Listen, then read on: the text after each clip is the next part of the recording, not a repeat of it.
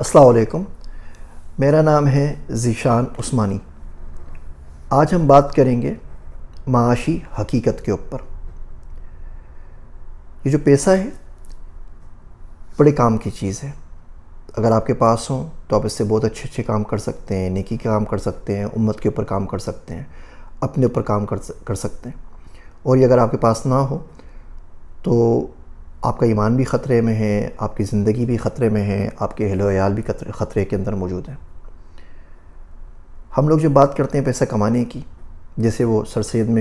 احمد خان نے علی گڑھ شروع کی تھی نا، تو کہتے لوگوں کو پڑھو پڑھو پڑھو، انگریزی تعلیم حاصل کرو، تو اس دور کے لوگوں نے بڑی مخالفت کی۔ آج کل کے دور کے اندر اگر کوئی علی گڑھ قائم ہو تو میں یہی کہوں گا کہ بھائی پیسہ کماؤ پیسہ کماؤ پیسہ کماؤ پیسہ کماؤ، یہ بہت بڑی ضرورت ہے،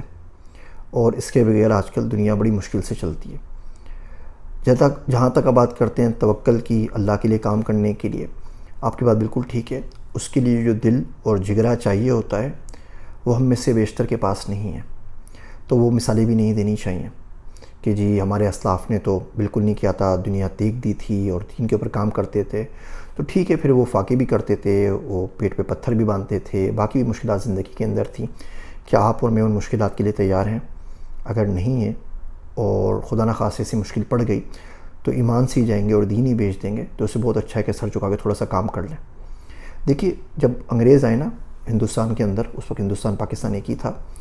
تو انہوں نے سارے کے سارے راستے بند کر دیے مسلمانوں کے لیے، اور وہاں کی جو بھی پاپولیشن تھی، ہندوؤں کے لیے بھی، کہ وہ لوگ آگے نہ بڑھ سکیں جب تک وہ ان کے کہے پہ نہ چلیں، ان کے جیسے کپڑے پہنیں، ان کی جیسی زبان بولیں، ان کے جیسے کام کریں تو ان کو پروموشنز ملیں گی، وہ گدی نشین، کرسی نشین، جو بھی کچھ وہ کہلائیں گے، ان کو جائیدادیں ملیں گی، ان کو زمینیں ملیں گی، ادروائز وہ کچھ بھی نہیں کر سکتے۔ تو اس ماحول کے اندر لوگ بہت زیادہ ڈپریس ہو گئے، انزائٹی میں چلے گئے، پریشانی میں چلے گئے، جب سارے کے سارے راستے آگے بڑھنے کے لیے مسدود ہو گئے۔ اور اتنی زیادہ مایوسی اچھی بات نہیں ہوتی۔ معاشرے کے اندر کچھ نہ کچھ لوگ ہمیشہ سے ہوتے ہیں جو بولتے ہیں there is a light outside the tunnel, کیونکہ اگر ہر بندہ یہ بولنے لگ جائے کہ جی ختم ہو جائے گا، بیڑا غرق ہے اور کچھ بھی نہیں ہو سکتا، تو ظاہر بات ہے لوگ خودکشی پہ مجبور ہو جائیں گے اور لوگ ڈپریس ہو جائیں گے اور تھوڑا بہت بھی کام نہیں کر سکیں گے۔ تو اس وقت کے علماء کرام نے لوگوں کو بولا کہ بھائی ان کے پاس دنیا ہے نا، تو آپ دین کے اوپر کام کر لو، کوئی بات نہیں، دنیا کے راستے مسدود کر دیے نا، دین تو کھلا ہوا ہے نا، چلو دین کے اوپر کام کرو، عالم بنو، کوئی دین کا کام کرو، اور اصل چیز تو دین ہی ہے، اور دنیا میں کچھ نہیں رکھا۔ یہ بات ان کی کسی حد تک ٹھیک بھی تھی،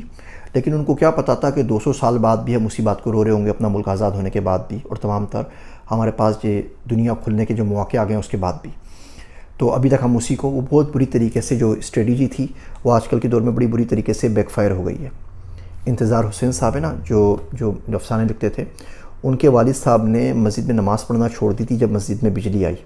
کہ بھائی لائٹ آ گئی ہے تو پتہ نہیں کفار کی چیز ہے، تو میں اس مسجد میں آ کے نماز نہیں پڑھوں گا۔ پہلے کوئی پتلون پہن لیتا تھا تو لوگ اس کے گھر میں اپنا رشتہ نہیں دیتے تھے، اور اس کی اپنی بیٹی نہیں بھی آتے تھے کہ بھئی یہ تو بالکل انگلستانی ہو گیا ہے، اور یہ تو پتلون پہنتا ہے اور پینٹ شرٹ پہنتا ہے اور ٹیبل کے اوپر بیٹھ کے چھری چمچ سے کانٹا کھاتا ہے۔ یہ بات اتنی بری سمجھی جاتی تھی۔ مودودی صاحب جب جہاز میں آئے تو لوگوں نے اعتراض کر دیا، کاغذی کرنسی نوٹ کے اوپر اعتراض کر دیا کہ جس میں تصویر بنی ہوئی ہے اور اس کے ساتھ جیب میں رکھیں گے نماز نہیں ہوگی۔ ایون چشمے پہ اعتراض کر دیا کہ اس پہ اپنا عکس نظر آتا ہے تو پتہ نہیں اس کو سامنے رکھیں گے، پہنیں گے تو نماز ہوگی یا نہیں ہوگی۔ فاسٹ فارورڈ 100 سال، اب آپ کو کوئی بھی شخص باتیں کرتا ہوا نہیں ملتا کہ چشمہ کیوں پہنا ہوا ہے، یا جیب میں کاغذی کرنسی نوٹ کیوں ہیں، اور جہاز پہ آئے ہیں، اور مسجد کے اندر لائٹ کیوں آ رہی ہے، اور لاؤڈ اسپیکر کیوں ہیں، ساری چیزیں ہو گئیں۔ اسی طریقے سے آگے 100 سال گزریں گے تو آپ دیکھیں گے تمام کے تمام حضرات جو کہ اعتراضات کرتے ہیں، ان کے پاس ڈیجیٹل والیٹ ہوگا، یہ کرپٹو کرنسی کے اندر جو بھی ڈیجیٹل کرنسی ہوگی اس میں لین دین کر رہے ہوں گے۔ ایون مساجد اور مدارس کے جو چندے ہوں گے وہ اس کرپٹو کرنسی کے اندر جمع ہو رہے ہوں گے۔ پھر آپ کیا کریں گے؟ حلال حرام علماء کرام سے آپ پوچھ لیجئے، ان کو تحقیق کر کے جواب دینا چاہیے۔ میں تو مفتی نہیں ہوں تو میں جواب نہیں دے سکتا، لیکن اگر آپ بات کرتے ہیں یوٹیوب کی آمدنی حرام ہے کیونکہ اس کے اوپر اشتہار چلتے ہیں، تو یہ اشتہار تو ٹی وی کے اوپر بھی چلتے ہیں۔ آپ ٹی وی کے اوپر جاتے ہیں، بیان کرتے ہیں، آپ کا دینی پروگرام آتا ہے، سوال و جواب کا پروگرام آتا ہے، اس کے بیچ میں اتنے سارے اشتہار آتے ہیں، جہاز فون کے آتے ہیں، یو فون کے آتے ہیں، باقی کے بھی ہوتے ہیں، اس میں ڈانس بھی ہو رہا ہوتا ہے، پیزا کے اشتہار کے اوپر، شربت کے اشتہار کے اوپر، لڑکیاں بھی نظر آ رہی ہوتی ہیں، تمام چیزیں ہوتی ہیں، اور آپ ہی کے پروگرام کے بیچ میں آتے ہیں۔ تو وہ جائز ہوگا اور یوٹیوب حرام ہو گیا، تو یہ حلال ہے تو وہ حرام کیوں، یہ حرام ہے تو وہ حلال کیوں؟ بڑی مشکل بات ہے نا، یہ بل بورڈز بھی ہوتے ہیں، باقی چیزیں بھی ہوتی ہیں، تو کیا ہم روڈ سے نہ گزریں کہ وہاں پہ بل بورڈ ہوتے ہیں کہ وہ ایڈورٹائزمنٹ پہ نظر پڑ جائے گی؟ تو کیا ہم ٹی وی کو بھی چھوڑ دیں؟ لیکن اس کا جواب میرے پاس نہیں، جواب وہی دیں گے، لیکن آپ جو بھی جواب دیں، صرف ڈیجیٹل دنیا سے اتنی زیادہ دشمنی ہے کہ یہاں پہ ہر چیز حرام ہے کیونکہ یہ آپ کو سمجھ میں نہیں آتی، اور جو کام تمام آپ کرتے ہیں وہ ساری کی ساری حلال ہو گئیں کیونکہ وہ آپ کو کم سے کم سمجھ میں آ جاتی ہے۔ تو بیسیکلی اپنی سمجھ بڑھانے کا کام کرنا چاہیے، بجائے اس کے کہ ہر چیز کے اوپر قدغن لگا دیں اور ہر چیز کو منع کر دیں۔ یہ معاشی افریط جو ہے یہ نسلیں کھا جاتا ہے۔ سر جھکائیں، کام کریں۔ خدا نخواستہ یہ نہیں کہہ رہا کہ آپ سود پہ کام کریں، میں یہ نہیں کہہ رہا کہ آپ فوریکس ٹریڈنگ اگر علماء کرام منع کرتے ہیں تو اس کے اوپر کام شروع کر دیں، اور باقی ڈے ٹریڈنگ وغیرہ کے اندر جو حرام اسٹاکس وغیرہ اس کے اوپر کام کریں، ان سے پوچھ لیں، لیکن کوئی نہ کوئی لمٹ ہونی چاہیے، ہر چیز کو آپ منع نہیں کر سکتے۔ کوشش کریں،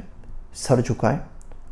کوئی سکل سیکھیں۔ آج کل ایمرجنگ ٹیکنالوجیز کا دور ہے، 6 مہینے میں آپ کوئی نہ کوئی سکل سیکھیں، کچھ نہ کچھ پیسے بنانے لگ جاتے ہیں، اور اس کے اوپر انشاءاللہ ہم بات کرتے رہیں گے۔ لیکن اس معاشی افریط کو جتنے جلدی سمجھیں گے اتنا زیادہ بہتر ہے، آپ کے لیے بھی، ملک کے لیے بھی، اور آپ کے گھر والوں کے لیے بھی۔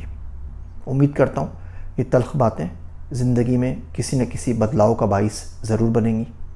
میرے باتیں سننے کا شکریہ۔ میں ہوں آپ سب کا ذیشان عثمانی۔